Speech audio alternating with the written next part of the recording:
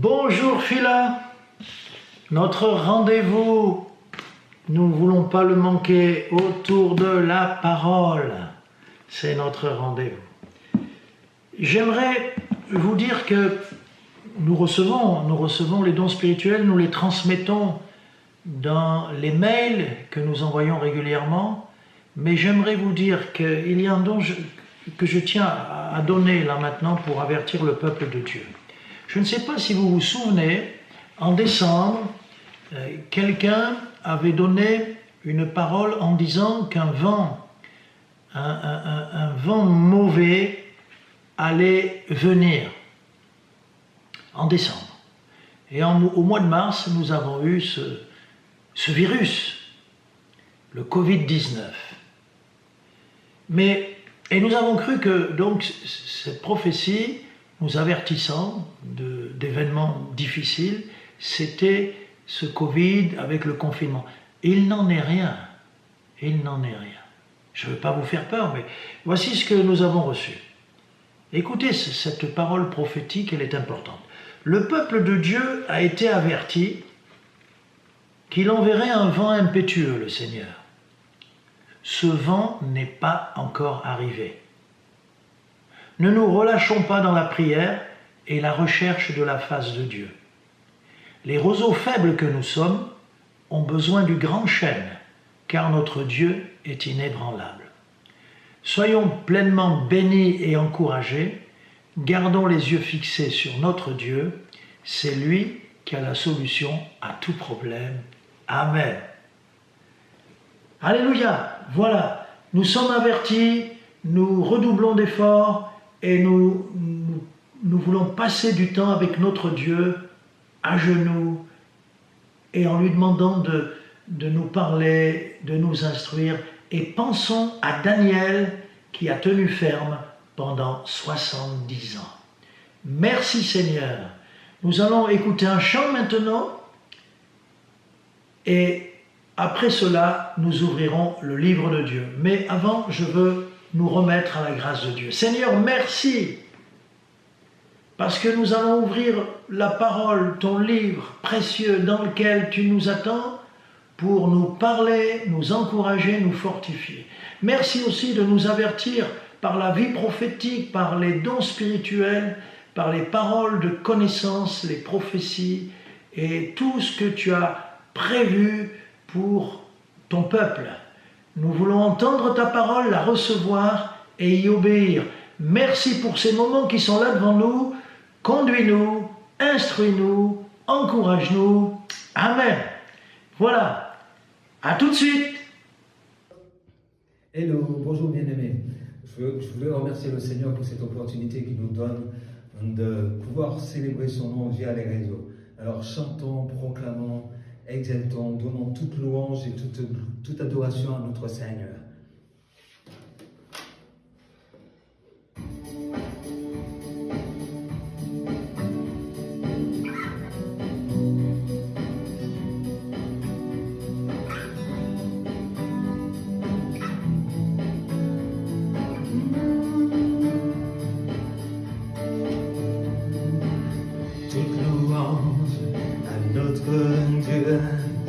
Toute l'adoration à notre Dieu, toute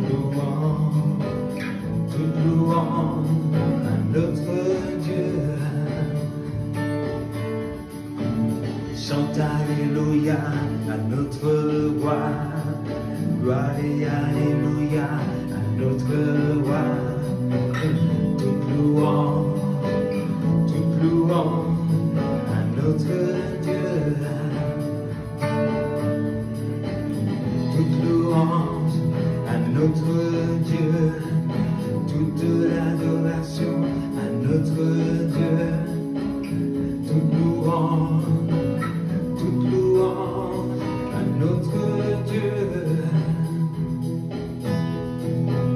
Chante Alléluia à notre roi, gloire et Alléluia à notre roi.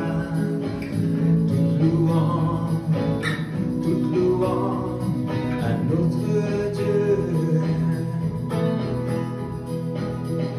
Dieu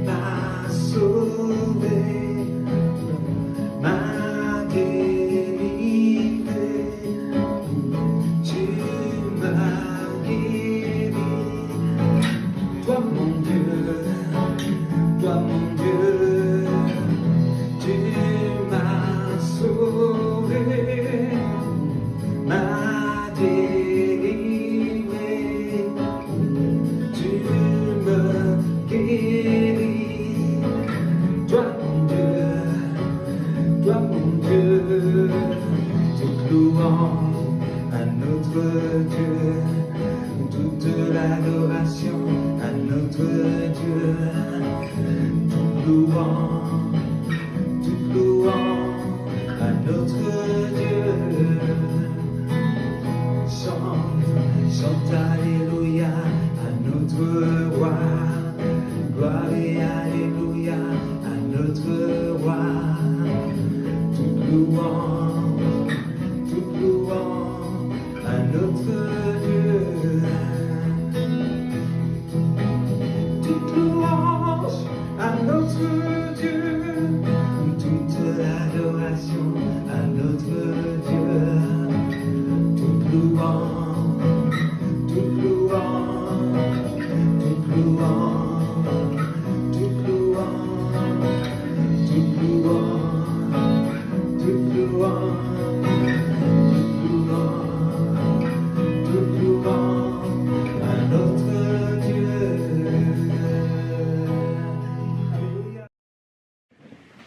Nous voici autour de la parole, la bonne parole de notre Dieu. Nous allons tout de suite lire un verset dans l'évangile de Matthieu, au chapitre 10, le verset 16. Faisons la lecture ensemble, elle apparaît bien sûr à l'écran. C'est Jésus qui parle et il dit « Je vous envoie comme des brebis au milieu des loups ». Cette parole est pour ses disciples, ses apôtres. Et cette parole, elle est aussi pour nous, elle est valable même pour tous les croyants du Nouveau Testament comme ceux d'autrefois, de l'Ancien Testament, vous allez voir. Nous allons prendre quelqu'un, si nous pouvons dire ainsi, une brebis que Dieu avait envoyée au milieu des loups. Il en existe dans l'Ancien Testament des exemples, il en existe dans le Nouveau, et notre vie aussi, nous allons comprendre que c'est notre vie. Nous sommes en terre hostile. Le monde n'est pas notre patrie. Nous sommes comme une ambassade, un pays, un territoire à part, dans une terre vraiment étrangère. Nous sommes que des pèlerins et des voyageurs, nous dit la parole de Dieu. Alors, Jésus, qui est le bon berger, sait que sa brebis, qui est fragile, se trouve en danger. Il y a beaucoup de méchants autour de nous, il y a beaucoup de mal autour de nous. Nous comprenons maintenant que nous devrons traverser des crises et d'autres crises encore. Peut-être irons-nous de confinement en déconfinement, un nouveau mot, et de déconfinement en confinement, etc. Et il faudra s'adapter, avoir une foi solide. Alors j'ai choisi Daniel dans l'Ancien Testament. C'est un prophète dont le livre fait que 12 chapitres. Après Ézéchiel qui fait 48 chapitres, Ésaïe 66 chapitres. Vous voyez, Daniel, c'est du concentré, c'est du condensé. Je ne vais pas m'arrêter sur les prophéties de Daniel, mais sur ce qu'il a vécu, Daniel. Déjà tout jeune. Il a été, si je peux dire ainsi, il a été jeté dans la gueule du loup, au milieu des loups. Pourquoi? Sa vie va être menacée, rien d'acquis, jamais rien d'acquis, même après un grand succès pour lui. Daniel, c'est un captif de Juda, qui va être déporté à Babylone. Il va connaître la déportation ou l'exil. Et ce qu'il faut savoir déjà avant, c'est que Israël va subir des vagues, des hordes d'envahisseurs qui vont venir de l'Orient, même aussi d'Égypte, etc. Bien. Par exemple, il y a eu en Juda, quand Daniel arrive, il y a déjà eu en Juda deux invasions. Il y a eu celle en l'an 700 de Sanchérib. Alors lui, c'était le roi de la grande Assyrie qui a régné pendant près de 2 siècles. Les Assyriens, plus de 2 siècles même. Et il y a eu une première captivité d'Israël en Assyrie. Et puis une deuxième avec Pharaon, Nécho, avec sa soif d'expansion, et ils sont venus envahir, et en 597, il y a eu l'exil encore d'une partie d'Israël. Et quand Daniel est là, quand il est tout jeune, quand il arrive, justement, le grand Nabuchodonosor de Babylone, de l'Orient, Babylone, ce qu'on appelait autrefois la Mésopotamie, ce grand croissant fertile, parce qu'il était situé entre deux fleuves magnifiques, le Tigre et l'Euphrate. Donc richesse, tout ça, mais aussi prospérité d'une armée puissante. Eh bien Nabuchodonosor, le grand roi de Babylone, appelé dans la Bible Nebuchadnezzar, c'est le même homme. Cet homme a soif de conquête et il vient donc attaquer Juda. Il en fait le siège et il s'empare de Juda, Nabuchodonosor. Et donc Daniel, en l'an 605, avant Jésus-Christ, quand je dis en l'an 605, vous avez compris que c'est avant Jésus-Christ qu'il faut compter à l'envers, jusqu'à la naissance de Jésus, qui est la date de notre calendrier. Eh bien, en 605, il est déporté à Babylone avec quelques jeunes. Donc Nabuchodonosor. Plus tard, il y aura encore une deuxième vague, puis une troisième vague. Je ne vais pas vous donner les dates, qu'importe, mais il connaît lui la déportation. Écoutons, Daniel est déporté dès le début avec Nabuchodonosor, et il va rester pendant cette déportation, le temps de l'exil. Daniel va rester tout l'exil, 70 ans, on ne sait pas la suite, mais il va rester pendant 70 ans parmi les captifs de Juda, parmi ceux de l'exil. Daniel. Alors, j'aimerais voir cet homme, jeune homme au début, puis vous vous rendez compte, 70 ans, quand il part, c'est un jeune adolescent. Bon, vous imaginez qu'à certains moments, dans les textes du livre de Daniel, c'est plus un jeune homme, mais en tout cas, quand il part, il ne sait pas qu'il va partir pour 70 ans. 70 ans dans la gueule du loup, si on peut parler ainsi. 70 ans chez l'envahisseur. 70 ans captif. 70 ans où sa vie ne tient qu'à un fil, mais en réalité, sa vie ne tient pas qu'à un fil. Sa vie est entre les mains du Tout-Puissant. Et lui-même va voir des empereurs s'en aller ou être tués, comme Belshazzar dont on va parler. Il va voir des royaumes passer et lui-même sera toujours là, parce que Dieu en a décidé ainsi. Donc Daniel va être un exemple, et premièrement, nous le voyons sous le règne du roi Nabuchodonosor, le grand Nabuchodonosor, roi de Babylone.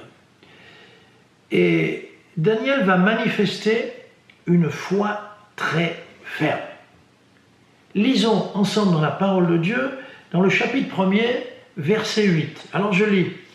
Daniel, à la cour du roi, résolut de ne pas se souiller par les mets du roi et par le vin dont le roi buvait, et il pria le chef des eunuques de ne pas l'obliger à se souiller. Un peu plus loin, verset 12.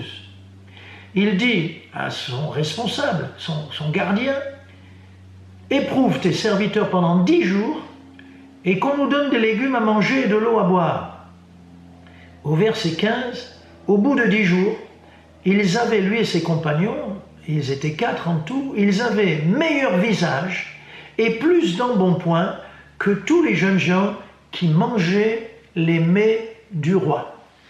Daniel veut garder son ADN, ce qu'il est. Daniel va manifester une foi ferme. Alors, que fait-il? Il est déterminé à être libre. Il dit non, chef des eunuques, non. Nous ne voulons pas manger des mets de la table du roi. Nous ne voulons pas boire non plus les vins du roi. Et ils lui disent, non, tu nous prépares une nourriture à part. On sait qu'à Babylone, on pouvait offrir les viandes, par exemple, s'il s'agit des viandes, en tout cas même la nourriture, à des dieux, à des idoles. Et Daniel ne voulait pas participer à ces cultes, à cette fausse adoration. Il y avait des libations aussi, avec les breuvages. Et Daniel et ses compagnons ont été des gens radicaux. Ils ont voulu garder, je dis leur ADN, ce qu'ils sont vraiment, des hommes de Dieu authentiques qui ne veulent pas adorer ou trafiquer à d'autres choses. C'est un prophète, il est prophète aussi parce qu'il va révéler des songes, des visions des autres et apporter leur explication.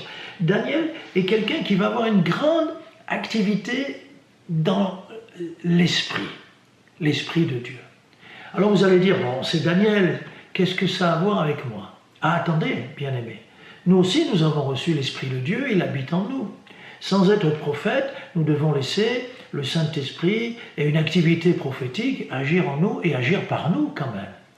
Nous devons avoir les pensées de l'Esprit, nous devons nous laisser conduire par le Saint-Esprit, nous devons chercher la volonté de Dieu qui se révèle par l'Esprit de Dieu qui a écrit sa parole et par l'Esprit de Dieu qui nous parle, qui intervient.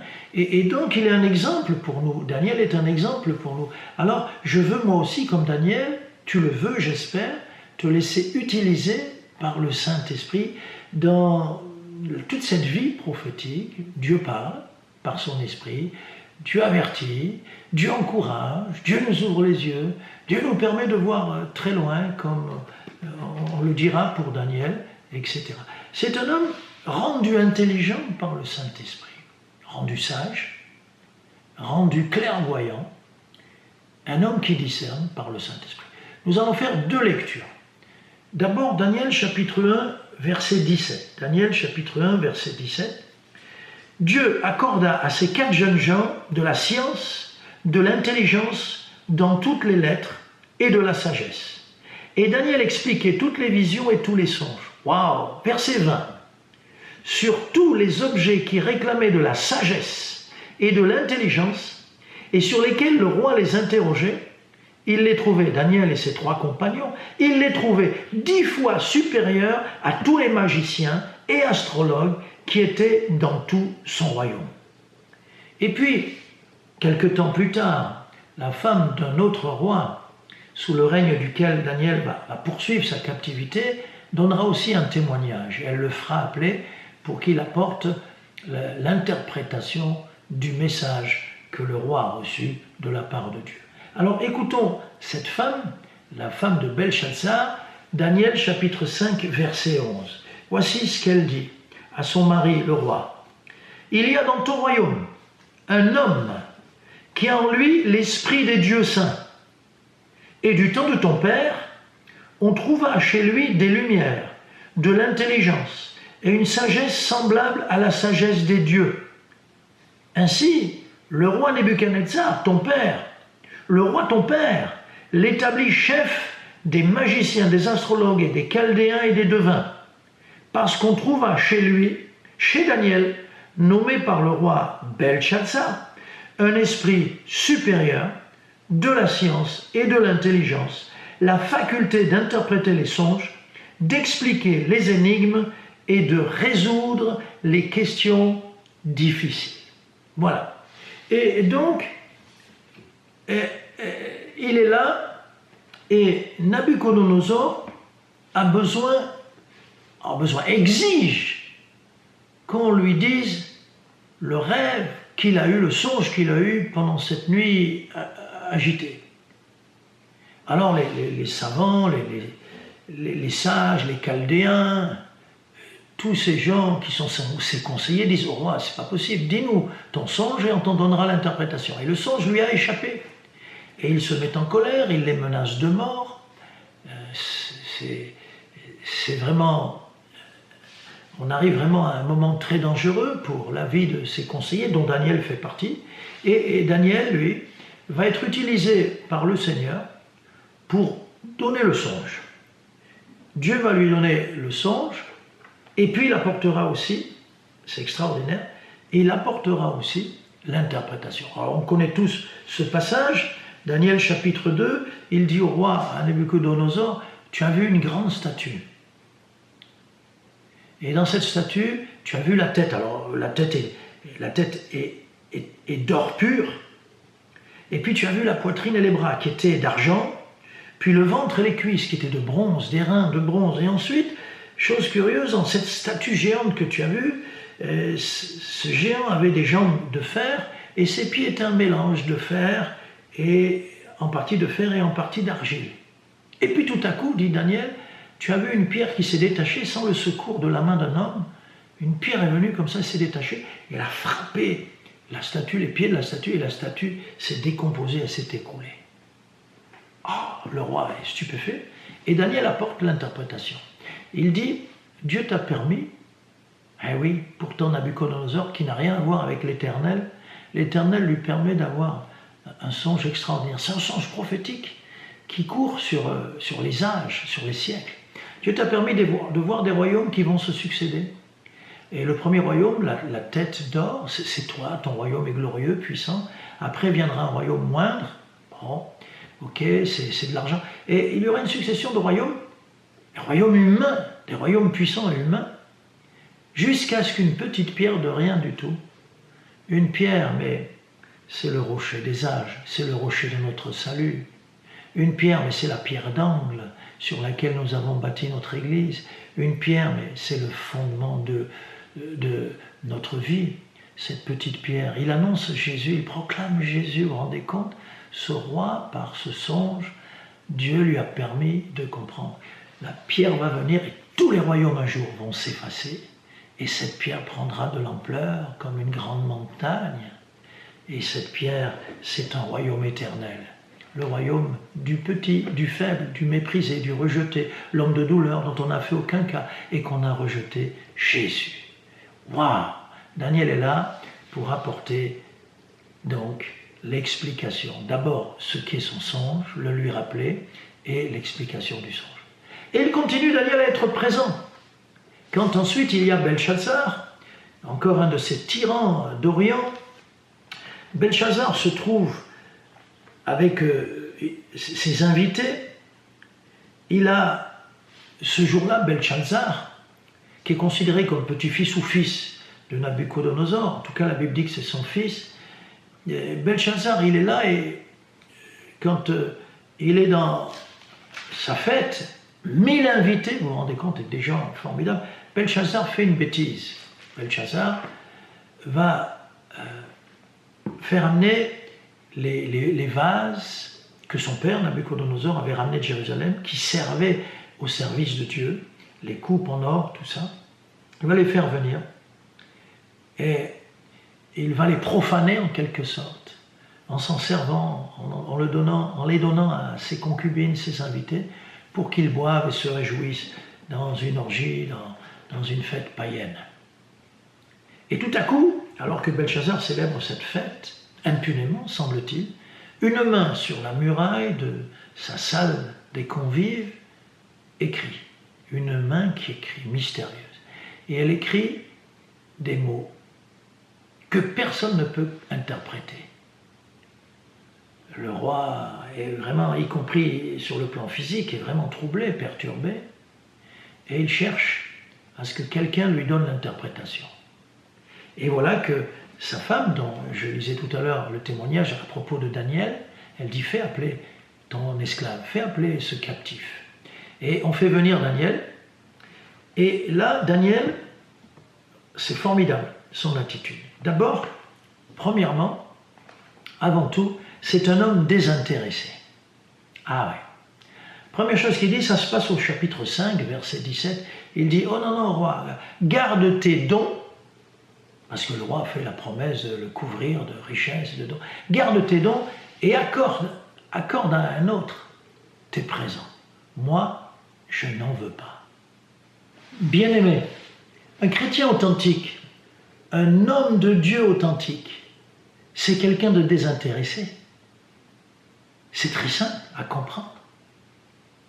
Et c'est ainsi que l'on ne se fera pas avoir par quelqu'un qui peut manifester même tous les dons et nous apporter des prophéties de la part de Dieu, peut-être même des prophéties authentiques, mais on ne se fera pas avoir dans la mesure où on sait qu'il est un homme intéressé et qu'il mêle l'argent aux choses saintes, aux choses de Dieu.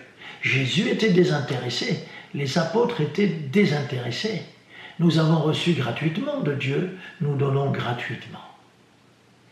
Et voilà que l'attitude de Daniel nous parle et nous interpelle. C'est bon de voir comment cet homme n'a pas profité de situations où il répondait à des besoins, il apportait des solutions et n'a jamais monnayé ce qu'il a reçu de Dieu. Jamais, jamais, jamais. Il me plaît, Daniel. Il ressemble à notre Maître et Seigneur. Ressemblons-nous aussi à Jésus. Voilà. Le courage aussi de sa foi. Parce que ce qu'il va dire à ce roi, quand même c'est un roi tout-puissant, Ce sont des despotes, ils ont droit de vie et de mort sur leur sujet, pas seulement sur leurs captifs et leurs esclaves. Il ira lui dire, lui parler, lui dire la vérité biblique, la vérité divine. Il ira lui dire les choses de Dieu. Alors quand il vient, il dit c'est Dieu, c'est pas moi, ça vient pas de moi, c'est Dieu qui me donne l'interprétation. C'est écrit sur la muraille, Mene Mene, Tekel Upharsin. Et là il explique au roi Belshazzar, comptez, comptez, pesez, divisez. J'ai le texte, il ne va pas apparaître sous vos yeux, parce que je ne vais pas le lire, mais il dit, voici l'explication de ces mots. Comptez, Dieu a compté ton règne et y a mis fin. C'est fini ton règne. Dire ça à ce souverain, ce despote. Ensuite, il ajoute, pesez. Donc, Mene, Mene, comptez. C'est fini. Les comptes sont faits. Et puis, pesez. Tu as été pesé dans la balance et trouvé léger. Waouh! Waouh! Tu n'as pas peur, Daniel. Et puis, divisez. Mene, Mene, Tekel, Upharsin, divisez. Ton royaume sera divisé et donné aux Mèdes et aux Perses. Et c'est ainsi que ce qu'il dit là va s'accomplir. La nuit même. La nuit même. Les Mèdes, Darius le Mède, va venir. Les Mèdes, c'est en Orient, au nord. Et les Perses sont aussi à l'extrême-orient, mais au sud de la Médie. Mais du nord de l'Orient, l'Irak actuel à peu près, bon, du nord de l'Orient arrive Darius le Mède, cette même nuit-là.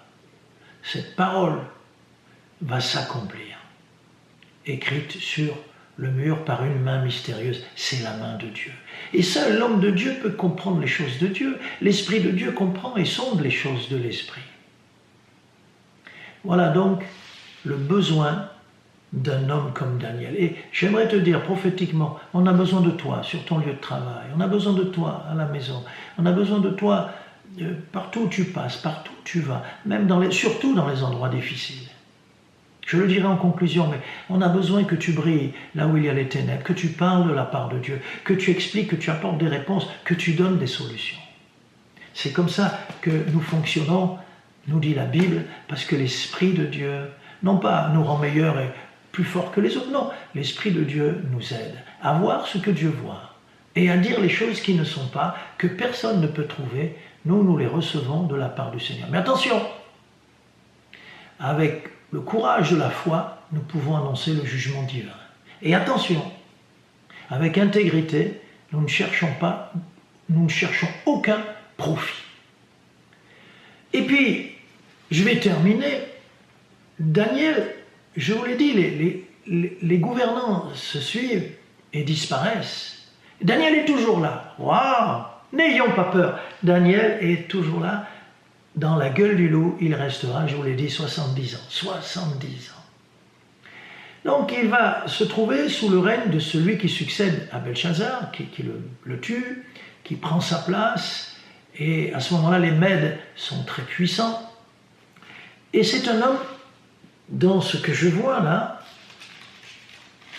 au chapitre 6, avec chapitre 5 c'était Belshazzar, chapitre 6, Daniel, sous le roi Darius, va montrer aussi des caractéristiques, il va nous donner des leçons. C'est un homme qui va être fidèle au premier commandement. Il va être fidèle au premier commandement. Pourquoi je dis cela? Parce que ce qui va se passer, c'est que Darius va faire un édit royal, un décret.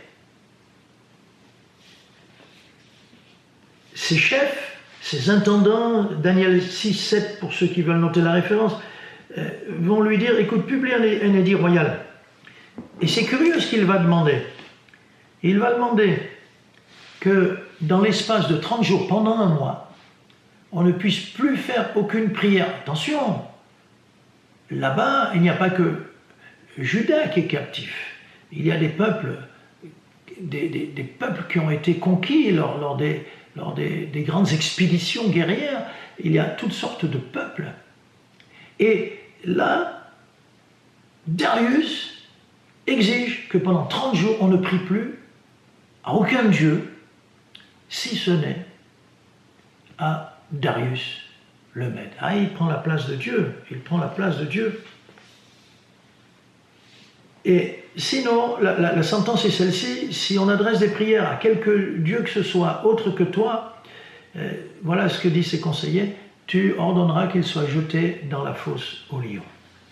Alors, quelle est la réaction de Daniel quand ce décret sort? Un décret insensé, un décret fou. Daniel aurait pu s'arranger avec Dieu. Daniel aurait pu faire un compromis et dire: Seigneur, je te prie en cachette. Ou bien: Seigneur, bon, il suffit de tenir 30 jours.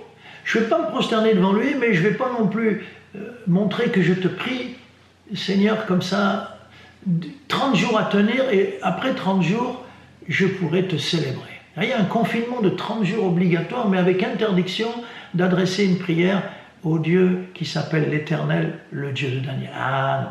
Sa réaction, elle montre qu'il est radical. Elle montre qu'il est fidèle au premier commandement. Quel est le premier commandement? Exode 20, tu n'auras pas d'autre Dieu devant ma face. Il ne va pas s'agenouiller, il ne va pas prier, il ne va pas servir comme l'exigeait ou comme le voulaient les despotes qui s'imaginaient qu'ils étaient Dieu sur terre. Aucun compromis. Au contraire, c'est un homme de prière. Et c'est une prière, ce qu'il va faire, ça va lui coûter la vie. La prière doit nous coûter quelque chose. C'est pas une petite prière, là je me mets en arrière, je prends ma tasse de thé, je prends mon petit carreau de chocolat et je suis là. Non, sa prière, c'est un combat. Sa prière l'amène dans une situation encore plus dangereuse. Je vous ai dit qu'il est dans la gueule du loup. Sa prière va permettre que la gueule du loup se referme sur lui. Pourquoi? Eh bien, vous allez voir sa réaction. Alors on le lit ensemble. Ça apparaît à l'écran. Daniel 6, verset 10. Lorsque Daniel sut que le décret était écrit, il se retira dans sa maison où les fenêtres de la chambre supérieure... Ah, il avait une chambre supérieure. Il avait une chambre haute.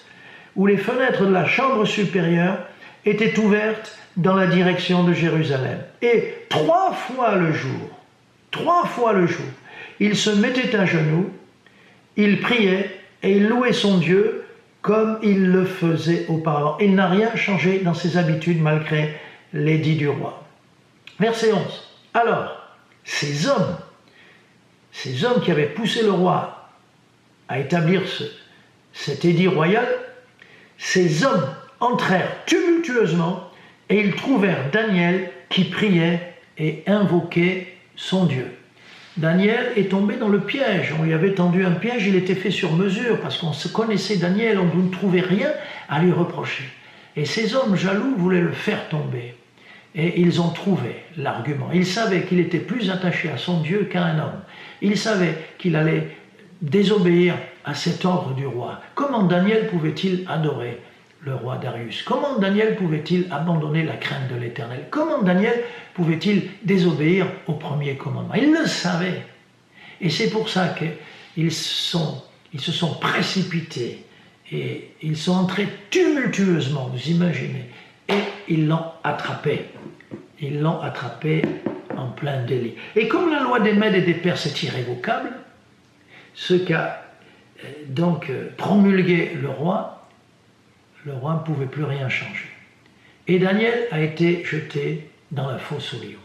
Imaginez ces lions, on ne leur donnait pas à manger souvent, ou on leur donnait peut-être même jamais à manger, on ne leur donnait à manger que les victimes que l'on jetait, pour les punir. Quand quelqu'un tombait en disgrâce, quand le roi l'avait décidé, comme ça, il pouvait faire jeter quelqu'un dans la fosse aux lions. Alors, Daniel va être jeté dans la fosse aux lions, oui. On va le jeter au milieu des lions. Ils étaient affamés. Vous imaginez le flanc des lions tellement maigres qu'ils avaient, quand on leur sert Daniel, ils avaient là du steak bien frais ou bien chaud, ça dépend ce que l'on veut dire.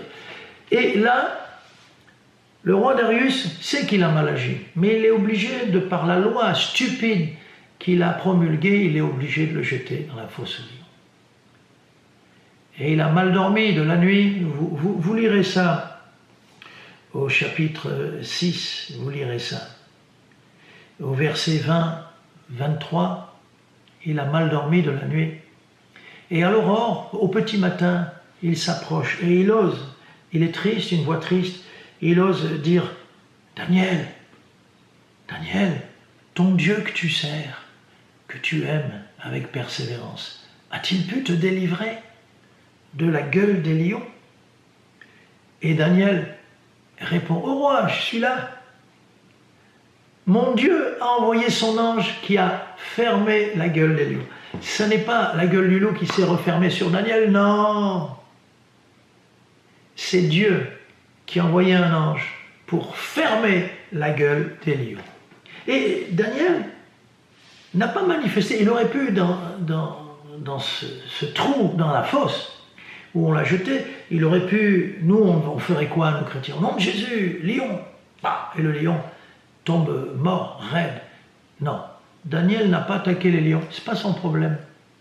Lui, il a obéi à Dieu, donc ça devient le problème de Dieu. Quand tu obéis à Dieu, tout ce qui t'arrive à cause de ton obéissance, c'est le problème de Dieu. Donc lui, il a manifesté la foi, tranquille, de l'assurance. Et peut-être même que cette nuit-là, moi je pense que Daniel a très bien dormi, au contraire du roi Darius. Et peut-être même que un lion est venu lui chauffer les pieds. Waouh, quelle super couverture! Chauffante, pas électrique, mais vivante. Et peut-être que même il a eu besoin d'un oreiller. Et il s'est servi des lions pour avoir un oreiller moelleux. Je ne sais pas, on peut tout imaginer. Ouais, j'ai beaucoup d'imagination, d'accord. Mais vous voyez, il était là avec eux, il a partagé l'espace réduit de cette fosse, où il y a quelques squelettes, quelques os. C'est terrible. Mais Daniel a manifesté la foi. Alors, c'est vraiment un témoignage merveilleux, ce qu'il dit à Darius, un témoignage merveilleux. Et quand il dit ça, il ajoute, tu vois, j'ai pas été trouvé mauvais, méchant, rebelle, j'étais trouvé innocent devant Dieu. Et à toi, je t'ai rien fait non plus. Et ce que l'on apprend, c'est que le roi fut très joyeux, parce qu'il savait que Daniel était bon. Et il savait que c'était des méchants qui avaient préparé ce piège et s'étaient servis de lui, le roi Darius, pour faire tomber Daniel, pour le faire tomber dans ce piège. Alors en conclusion, c'est formidable, les leçons de Daniel, en conclusion. Ah, Daniel, avec tout ce que j'ai dit déjà là, il y a beaucoup de leçons. Brebis entre les loups, comme nous pouvons l'être dans des difficultés, dans une pandémie que nous avons traversée. Nous pouvons avoir de grandes difficultés à venir, sûrement il y en aura, d'autres crises différentes. Mais voilà, premièrement, comme Daniel, restons dans la paix, c'est important. Malgré les circonstances, Daniel est resté dans la paix. Le psaume 32 dit ceci, « Si de grandes eaux débordent, elles ne nous atteindront pas, elles ne nous emporteront pas, parce que Dieu est fidèle. » 1. Les événements ne pourront jamais ébranler la foi du chrétien authentique que tu es, que je suis. 1. 2. L'enfant de Dieu est vainqueur. Ah, toujours vainqueur en Christ. Que dit l'apôtre Jacques?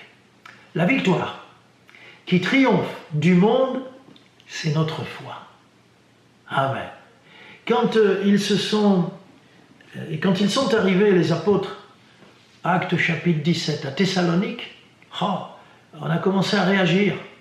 On a voulu se saisir d'eux. Et on a dit de ces disciples, de ces apôtres, ces gens qui ont bouleversé le monde sont venus ici aussi. Eh bien oui, les chrétiens ne subissent pas. En réalité, on ne subit pas. Oui, on peut nous jeter, on peut nous persécuter, on peut nous livrer au bourreau. On peut même nous exécuter, comme c'est le cas pour des dizaines de milliers de chrétiens qui meurent chaque année dans le monde à cause de Jésus, leur foi en Jésus. Mais nous ne subissons pas. Nous transformons le monde. Nous bouleversons le monde. Alors, donc, l'enfant de Dieu est vainqueur. Également, les promesses de Dieu sont certaines, et les promesses de Dieu permettre que le chrétien soit toujours debout. Jésus a dit, rien ne pourra vous nuire à ceux qui l'envoient. Rien ne pourra vous nuire. Je suis avec vous tous les jours, jusqu'à la fin du monde. Et puis Jésus a parlé de l'Église, dans Matthieu 18, en disant que même le séjour des morts ne peut prévaloir, avoir le dessus, dominer, nous vaincre, ne peut prévaloir contre l'Église. Et également, ça veut dire aussi, la leçon de Daniel, c'est que tout le temps il a béni ces rois impies, ces rois cruels, tout le temps, pendant 70 ans, dans ce pays hostile à sa foi, à son amour pour l'Éternel. Il les a aimés, il les a bénis. Et la grande leçon, c'est que, on voit là un écho, hein, c'est déjà avant même que Jésus dise ces choses, moi je vous dis, bénissez vos ennemis, priez pour eux. Et donc Daniel, c'est ce qu'il a fait. Il a même été utile à ces rois impies, il a été utile au sein de sa génération où il était esclave. Et donc le Seigneur nous dit, de partout où nous sommes, tu es en captivité, là en ce moment, prie, bénis. Tu vis une injustice, réponds en bénissant. Et j'ai un exemple, un gardien en Corée a raconté cette expérience, en Corée du Nord. C'est parce qu'il s'est retrouvé en Corée du Sud et qu'un missionnaire a relevé son témoignage. Ce gardien dit ceci, j'étais gardien pour surveiller ceux qu'on jetait en captivité, et il y avait, dans le camp où j'étais surveillant, il y avait des chrétiens, et j'étais dur avec eux. Et j'étais même méchant, j'étais aveuglé, je ne m'en rendais pas compte. Et malgré ma dureté, 2 chrétiens se sont approchés de moi et sont venus me dire, on a appris que vous étiez malade. Vous voulez qu'on prie pour vous, pour votre guérison? Dans le camp. Et il dit, je ne sais pas pourquoi, j'ai dit, ok. Et ils ont prié pour moi, et j'ai été guéri. Waouh! Et j'ai été guéri.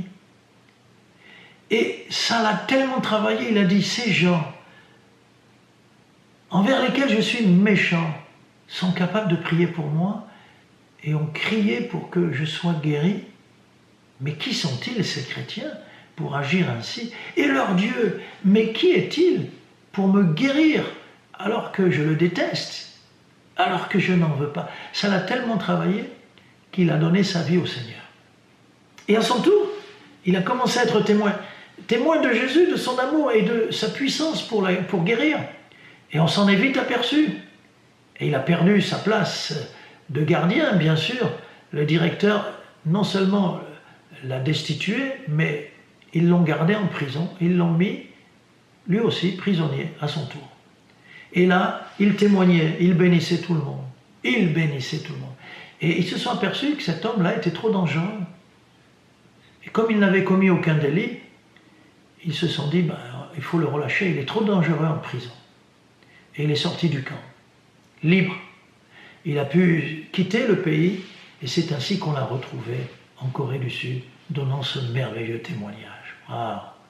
Donc, bien-aimés, soyons utiles. Soyons utiles. En conclusion, encore une dernière petite pensée, nous devons briller dans nos ténèbres. Nous devons être utiles à notre génération. Nous devons avoir l'attitude, de Daniel, entrer dans cette victoire de Daniel qui a triomphé. On ne peut pas nous enfermer. Nous sommes libres à l'intérieur. Personne ne peut nous enfermer. Il a été confiné 70 ans. Vous imaginez? Il a été captif de Juda. Lui qui était un prince, j'ai oublié de le dire tout à l'heure en introduction, on l'a choisi parmi les nobles, la princesse, les princes de Juda. On a choisi ces jeunes gens, vraiment fils d'eux, comme on dirait aujourd'hui. Eh bien, il a vécu toute sa vie comme un captif. Waouh, waouh. Alors, sois un témoin et brille dans tes ténèbres. Et si tu es dans la gueule du loup, ne gémis pas, ne pleure pas. Je me demande si une seule fois, Daniel a dit au Seigneur, délivre-moi de la captivité. Je me demande s'il a dit, Seigneur, permets que je sorte. Non, moi je pense qu'il a dit, Seigneur, mais je suis utile ici, mais c'est formidable. Seigneur, donne-moi plus de ton esprit, donne-moi plus de révélation, que j'apporte des solutions ici, que je vienne avec des réponses par là, donne-moi de réconforter, donne-moi d'éclairer, donne-moi d'apporter ta vérité. Quand il s'est adressé au roi pour dire tu vas être frappé, il faut beaucoup de courage, je vous l'ai dit, soyons des Daniel. Quel exemple merveilleux, relisez le prophète Daniel, et vous verrez que Dieu lui donne aussi de voir des choses qui ne se sont pas encore accomplies aujourd'hui, de voir des choses qui concernent les temps à venir pour lui, et les temps même à venir pour nous. Je vous salue, je veux prier pour que cette parole nous touche. Amen. Seigneur, nous avons besoin maintenant, puisque nous recevons ta parole, qu'elle travaille dans notre vie, afin que nous soyons des hommes et des femmes du Saint-Esprit. Aide-nous à être prophétiques. Le Saint-Esprit n'habite-t-il pas en nous? Eh bien, nous voulons lui laisser plus de place, notre Dieu. Nous t'aimons et nous te bénissons parce que tu nous accordes l'Esprit, ton bon Esprit, que personne ne peut contrôler, que personne ne peut enlever de notre cœur. Merci de nous montrer, de nous parler, de nous éclairer pour que nous soyons utiles, féconds au sein de notre génération. Merci Seigneur. Amen. Alléluia. Phila, en avant et méditons sur ces chapitres, les 12 chapitres du livre de Daniel. Ah, c'est formidable. Au revoir Phila.